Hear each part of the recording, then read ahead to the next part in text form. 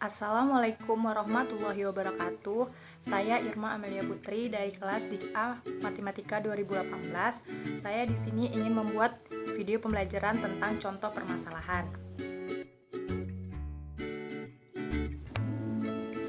Sebelum itu, kita harus tahu apa-apa saja yang termasuk dengan contoh permasalahan. Yang pertama, akses data langsung. Yang kedua, menjumlahkan deret. Yang ketiga, mengelompokkan data. Yang keempat, memilih operasi berdasarkan pilihan. Yang kelima, menghitung nilai rata-rata dan varians. Selanjutnya, masalah stok pada sebuah toko buku. Selanjutnya, pembayaran cicilan. Selanjutnya, penyemprotan tanaman. Selanjutnya, analisis pemain hoki. Dan terakhir, perubahan populasi ikan laut. Baiklah, yang pertama yaitu akses data langsung. Seorang sekretaris memerlukan satu program sederhana yang dapat membantu dia untuk mengetahui nomor telepon seseorang dengan cepat tanpa harus membuka-buka buku agendanya. Misalkan nama-nama orang tersebut yaitu Anton dengan nomor teleponnya, Bahrul dengan nomor teleponnya, Charles, Daud, Endang, Fahri, dan Gunarsi dengan nomor telepon masing-masing. Analisisnya yaitu, yang pertama, ketika program dijalankan, maka akan muncul permintaan untuk memasukkan satu nama. Yang kedua, nama ini kemudian dicari, misalnya dengan rentetan if, then, else, atau dengan instruksi case. Yang ketiga, bila nama tersebut ketemu, maka nomor teleponnya akan ditampilkan. Yang keempat, bila nama tersebut tidak ada, maka tampil nama tersebut tidak ada. Algoritmanya yaitu algoritma buku underscore telepon itu sebagai judul atau mencari nomor telepon seseorang. Definisi variabelnya untuk nama sama nomor telepon itu jenisnya string. Terus rincian langkahnya. Yang pertama, write atau ketik namanya, masukkan namanya. Read nama, muncullah nama, case name namanya. Terus yang pertama itu muncullah dia Anton, Bahrul, Charles, Daud, Endang, Fahri, Gunarsi dengan nomor telepon masing-masing. Terakhir encase, terus write notel atau nomor telepon.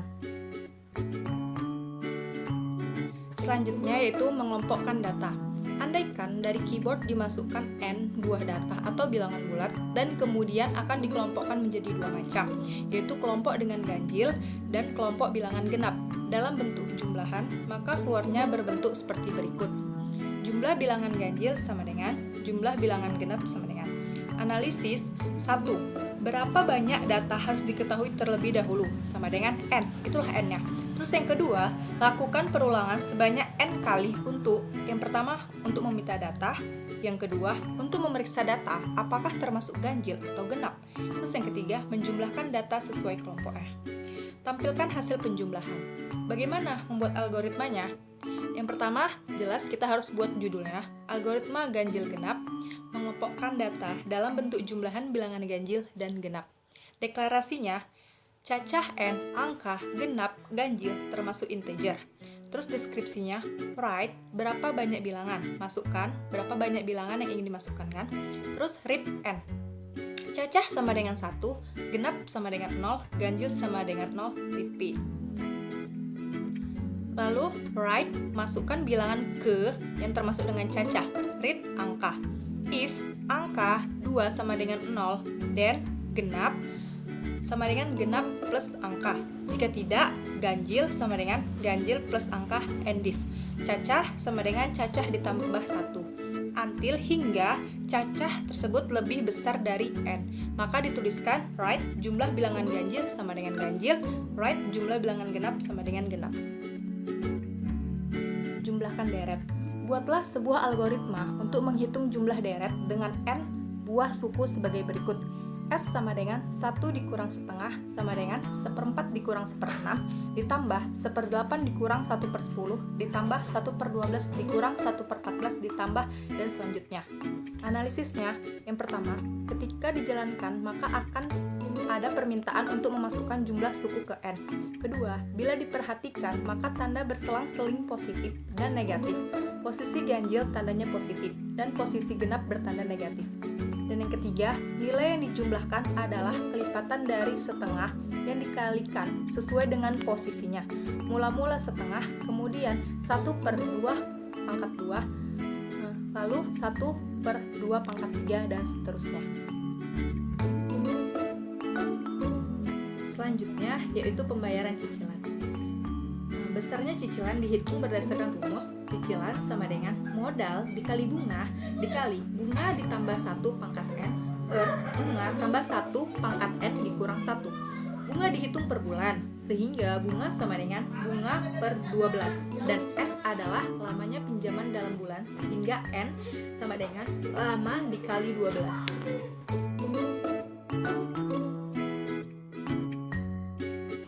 Algoritma cicilan, bagaimana penyusunannya? Kita pertama kali buat yaitu judulnya algoritma cicilan. Definisi variabel, modal, cicilan, bunga itu jenisnya real. Modal bulanan, modal bunga bulanan, modal tahunan itu juga real. Lama dan atau N itu integer. Rincian langkahnya, memasukkan data utama.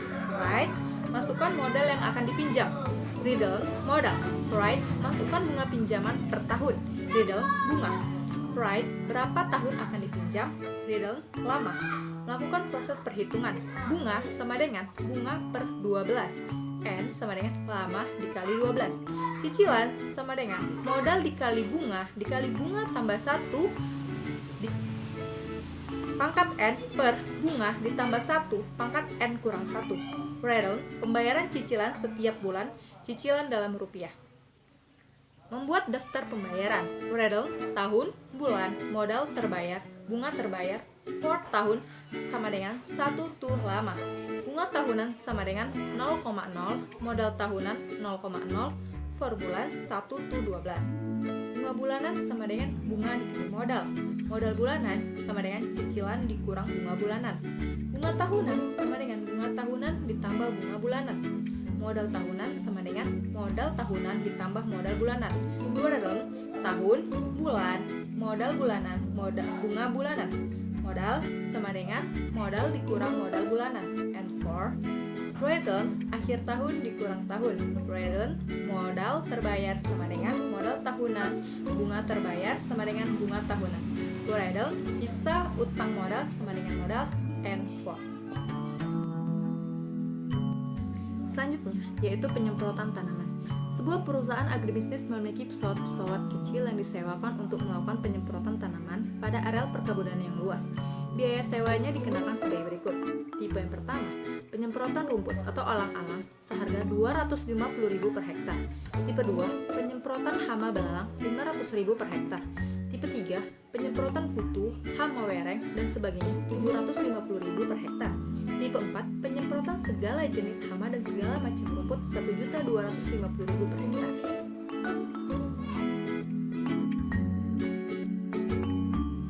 Selanjutnya, bagaimana membuat algoritmanya? Algoritma penyemprotan, menghitung biaya penyemprotan tanaman. Kita deklarasikan nama, jenisnya string, luas, jenisnya real, tipe, integer, biaya, potongan 1, potongan 2, jumlah pot, real. Deskripsi, masukkan data petani. Riddle, masukkan data petani. Right, nama petani. Riddle, nama. Right, luas lahan. Riddle, luas. Right, tipe penyemprotan. Riddle, tipe. Menghitung biaya. Case, type, of. Pertama, biaya sama dengan luas dikali 250.000. Kedua, biaya sama dengan luas dikali 500.000. 3, biaya sama dengan luas dikali 750.000. 4, biaya sama dengan luas dikali 1.250.000. Default, written, tipe penyemprotan salah ulangi, exit, and case.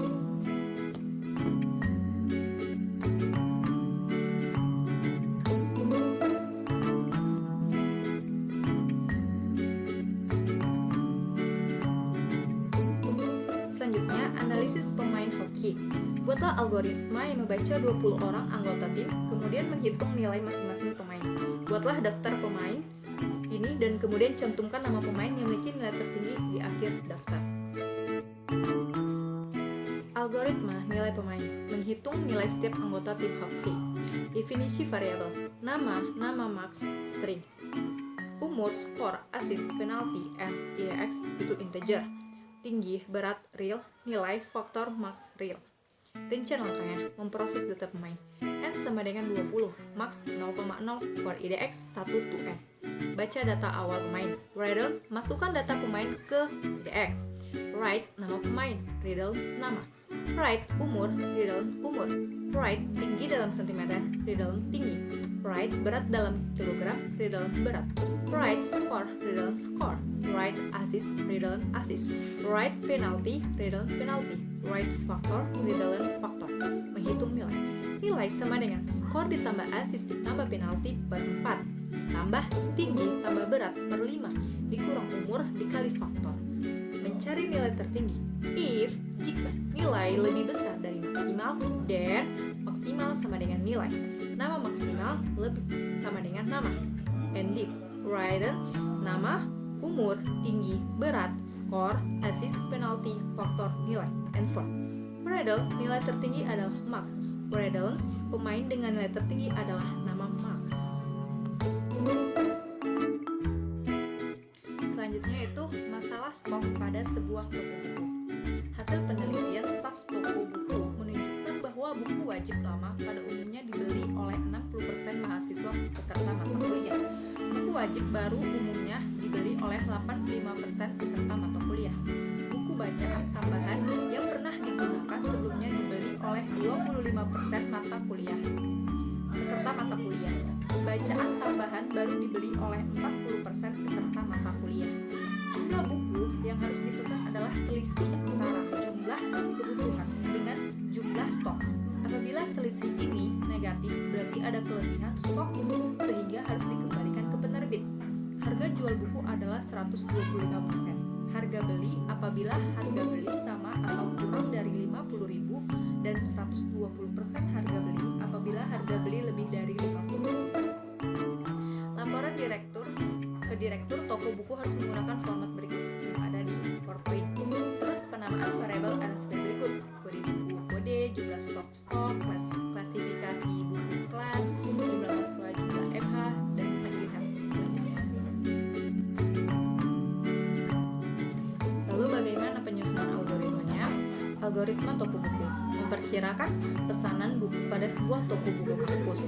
Definisi variabelnya: untuk kode jenisnya string, untuk stok jumlah pesanan dan jumlah buku itu integer, kelas status seragam indeks itu integer, harga laba total itu real. Rincian langkahnya: write berapa macam buku, masukkan. Redon ragam.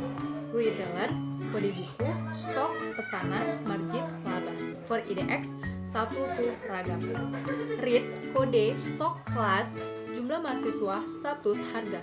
If jika kelas sama dengan 1, then if status 1, then jumlah buku sama dengan round 0,85 dikali jumlah mahasiswa. Jika tidak, jumlah buku sama dengan round 0,60 dikali jumlah mahasiswa. Else, jika tidak, status sama dengan 1 dan jumbuk, kemudian jumlah buku sama dengan round 0,40 dikali jumlah mahasiswa. Jika tidak, jumlah buku sama dengan round 0,20 dikali jumlah buku. And pesanan sama dengan jumlah buku dikurang stok. If pesanan bila lebih kecil dari 0, then write kode stok berlebih, ABS pesanan harus dikembalikan. And if jika harga lebih besar dari 50.000, then laba sama dengan jumlah buku dikali 0,20 dikali harga. Jika tidak, laba sama dengan jumlah buku dikali 0,25 dikali harga. And if total sama dengan total ditambah laba. Write kode stok pesanan laba. And for write total margin laba sama dengan rupiah dalam total. Terus terakhir yaitu perubahan populasi ikan laut.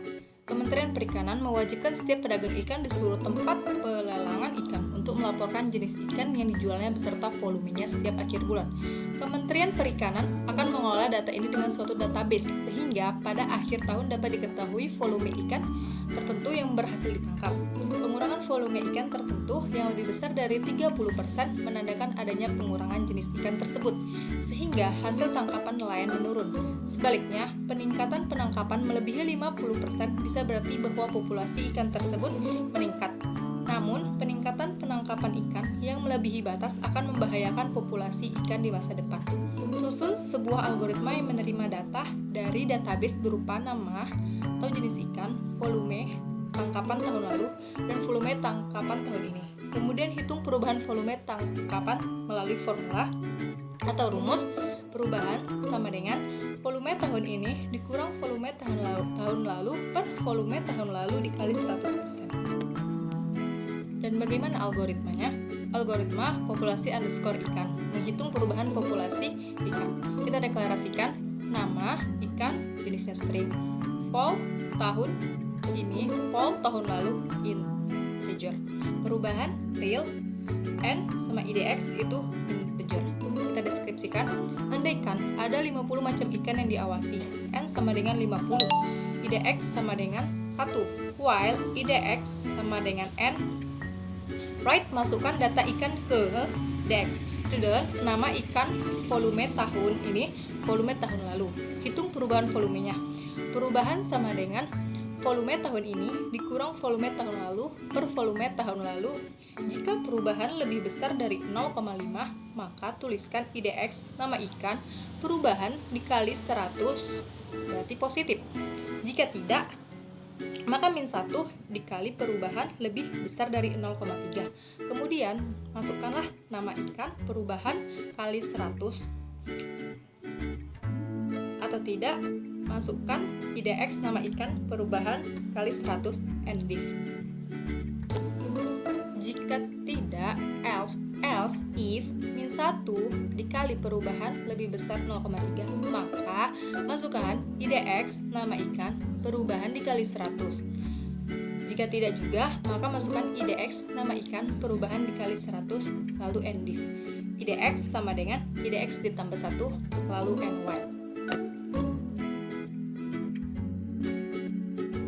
Baiklah, sekian dari saya video pembelajaran tentang contoh permasalahan mata kuliah struktur data dan algoritma. Saya ucapkan terima kasih.